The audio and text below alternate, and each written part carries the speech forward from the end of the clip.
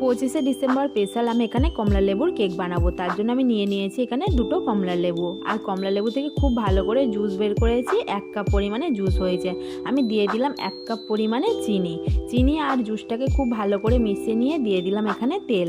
এখানে আমি regular use করা সাদা তেল হাফ কাপ পরিমাণে ব্যবহার করেছি। এখানে নিয়ে নিয়েছি 3 কাপ ময়দা আর দিয়ে দিয়েছি 1 চামচের চা চামচের হাফ চামচ বেকিং সোডা আর বেকিং পাউডার। আর এখানে নিয়ে নিয়েছি 1 চামচ পরিমাণে দুধ।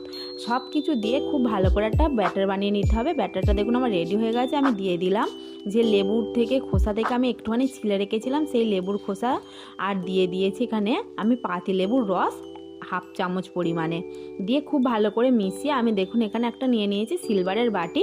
আর এই বাটির মধ্যেই আমি দিয়ে দেব কেকটা রেডি হতে। আর আমার কেকটা একদমই রেডি হয়ে গেছে। দেখুন কত সহজে হয়ে গেল। দেখুন কেকটা একদমই নরম তুলতুলে এই অরেঞ্জ কেক।